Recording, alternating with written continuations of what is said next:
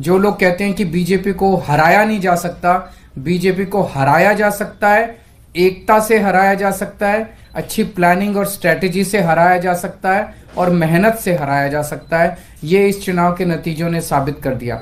आज उनका एक फैसला आता है। अब लोगों का ये कहना है कि लोकतंत्र की जो हत्या हो रही थी उसको सुप्रीम कोर्ट ने बचा लिया है। जो विपक्ष में रहता है तो उसको ईडी परेशान करेगी, सीबीआई परेशान करेगी और उनको जमानत भी नहीं मिलती है। तो इसी प्रकार से अभी जो आने वाला चुनाव है लोकसभा का, तब तक बहुत से राज्यों में उलटफेर होगा। कहाँ कहाँ के सांसद बीजेपी में जाके प्रवेश करते, कितने पार्टियां हैं, उस पार्टियों में कितने भ्रष्टाचारी थे, इसकी खोजबीन अभी पूरा ईडी ने चालू कर दिया है।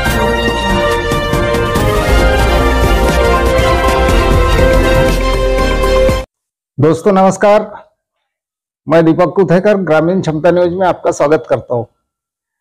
हमारा न्यूज चैनल जहां भी ग्रामीण क्षेत्रों में जाता है तो लोग पूछते हैं हमको, चाहे वो भाजपा के हो, कांग्रेस के हो या अन्य पार्टी के लोग हो, वो हमारे से जानकारी लेना चाहते कि जो लोकतंत्र का क्या हो रहा है, लोकतंत्र का मतलब क्या होता है। तो आज बहुत बड़ी खबर निकल कर सामने है दोस्तों। जो चंडीगढ़ में मेयर का चुनाव हुआ था, तो वहां की धांधली जो हुई बैलेट पेपर में, तो आप सभी लोग जानते हैं कि क्या क्या हुआ था वहां पर। जो कि 20 वोट, जिसमें कांग्रेस और आम आदमी पार्टी एक साथ में चुनाव लड़ती है, मेयर का चुनाव। जिस दिन बैलेट पेपर की गिनती करना होता है तो वहां एक प्रोसाइडिंग ऑफिसर करके अनिल मसीह की नियुक्ति होती है।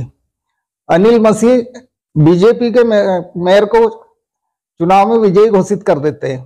जब वीडियो खंगालते, जब आम आदमी पार्टी ने जब ये आरोप लगाया कि कुछ धांधली हुई है, तो जब वीडियो खंगाला जाता है तो पता चलता है कि वह प्रोसाइडिंग ऑफिसर ने कुछ 8 जो बैलेट पेपर है उनको रद्द करार किया था। तो इसका आम आदमी पार्टी सुप्रीम कोर्ट जाती है, और जब सुप्रीम कोर्ट की कल सुनवाई चल रही थी और आज उनका एक फैसला आता है। अब लोगों का ये कहना है कि लोकतंत्र की जो हत्या हो रही थी उसको सुप्रीम कोर्ट ने बचा लिया है। आज सुप्रीम कोर्ट का फैसला निकल के सामने आता है कि जो अनिल मसीह जो है चुनाव अधिकारी, सरासर उनने गलती किया है और उनको इसकी सजा भी मिलेगी, क्योंकि उन पर केस भी चलेगा। आज माननीय सुप्रीम कोर्ट का चंडीगढ़ के मेयर चुनाव में ऐतिहासिक फैसला आया है। हम सब ने देखा कि किस तरह से चंडीगढ़ के चुनाव में साफ साफ था कि 20 वोट इंडिया गठबंधन के थे, 16 वोट बीजेपी के थे। 20 में से 8 वोट किस तरह से इंडिया गठबंधन के वोट गलत तरीके से इनवैलिड डिक्लेयर कर दिए गए और इंडिया गठबंधन के कैंडिडेट कुलदीप कुमार को हारा हुआ डिक्लेयर कर दिया गया, बीजेपी के कैंडिडेट को जीता हुआ डिक्लेयर कर दिया गया। मामला जब सुप्रीम कोर्ट में गया तो सुप्रीम कोर्ट ने बहुत जल्दी सुनवाई करके, और आज जो पूरा जो प्रोसेस भी था, किस तरह से माननीय सुप्रीम कोर्ट ने सारे बैलेट पेपर मंगाए अपने पास, बैलेट पेपर खुद देखे और आज रिजल्ट डिक्लेयर कर दिया। ये मुझे लगता है कि भारतीय इतिहास के अंदर शायद पहली बार हुआ है। हम सुप्रीम कोर्ट का बहुत बहुत शुक्रिया अदा करते हैं कि इतने कठिन समय में आज जो देश के अंदर जो हालात हैं, पूरा डिक्टेटरशिप चल रही है, जनतंत्र को कुचला जा रहा है जगह जगह, सारे इंस्टीट्यूशंस जो हैं वो एक तरह से कुचले जा रहे हैं, रौंदे जा रहे हैं। ऐसे में सुप्रीम कोर्ट का ये जो फैसला है ये बहुत मायने रखता है जनतंत्र के लिए, और जनतंत्र को बचाने के लिए ये सुप्रीम कोर्ट का फैसला बहुत अहम है। इंडिया गठबंधन, इसलिए हम सुप्रीम कोर्ट का बहुत बहुत शुक्रिया अदा करते हैं। इंडिया गठबंधन की ये बहुत बड़ी जीत है, पहली जीत है, बहुत बड़ी जीत है और बहुत बड़े मायने रखती है। एक तरह से उन लोगों से छीन के लाए हम लोग ये जीत। उन लोगों ने तो चोरी कर लिया था ये चुनाव, उन लोगों ने तो वोट चोरी कर लिए थे, लेकिन हमने हार नहीं मानी। हम आखिरी समय तक लड़ते रहे, संघर्ष करते रहे और अंत में हमारी जीत हुई। तो ये पूरे देश के लिए, इंडिया गठबंधन के लिए बहुत बड़ी जीत है और बहुत बड़ा संकेत देती है देश को। जो लोग कहते हैं कि बीजेपी को हराया नहीं जा सकता, बीजेपी को हराया जा सकता है, एकता से हराया जा सकता है, अच्छी प्लानिंग और स्ट्रेटेजी से हराया जा सकता है और मेहनत से हराया जा सकता है। ये इस चुनाव के नतीजों ने साबित कर दिया।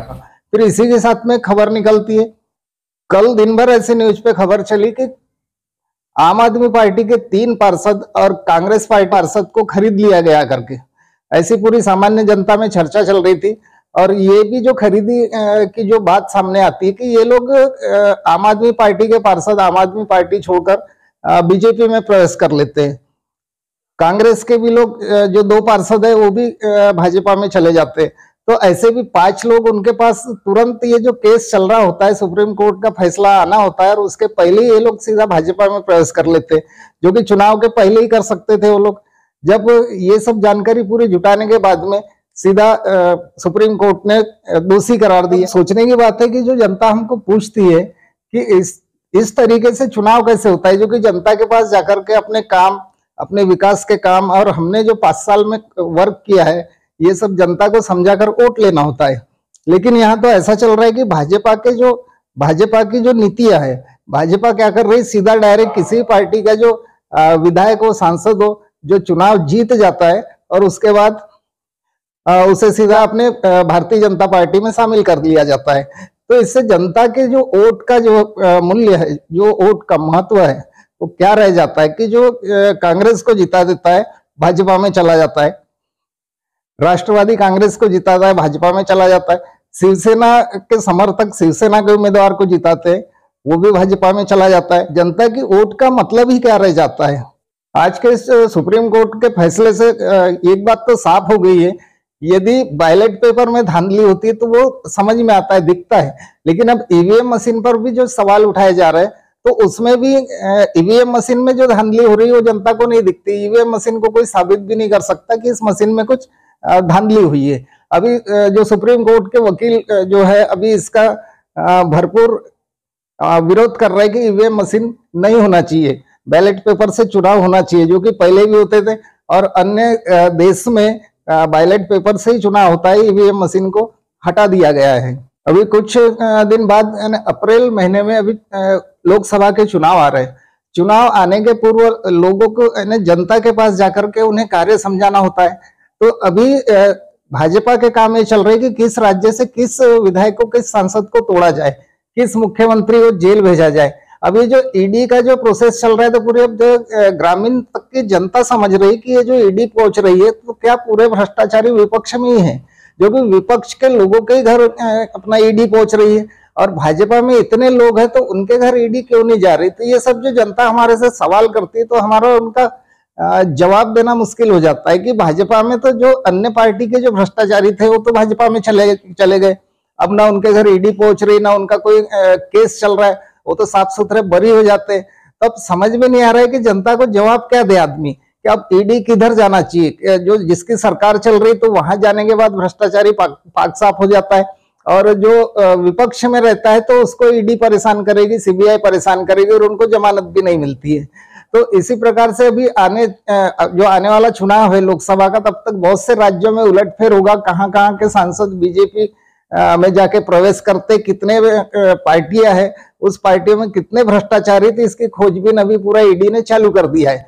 और चुनाव के लगभग फार्म भरने के अवधि तक के अन्य पार्टियों के जितने भी भ्रष्टाचारी नेता है सभी भाजपा में चले जाएंगे और ये चुनाव बहुत मजेदार होगा। देखना होगा कि कितने भ्रष्टाचारी नेताओं को जनता जिताती है, उन्हें फिर से 5 साल के लिए और चुन के देती कि और 5 साल में बहुत कुछ भ्रष्टाचार कर सके और भाजपा में राज करे। हर दिन की नई जानकारी अपडेट के लिए हमारे चैनल को देखते रहिए, हमारे चैनल को लाइक कीजिए, सब्सक्राइब कीजिए। ग्रामीण क्षमता न्यूज चैनल हमेशा ग्रामीण जनता तक पहुंचता है और ग्रामीण जनता के विचार हमेशा अन्य लोगों को दिखाने का प्रयास करता है। नमस्कार दोस्तों।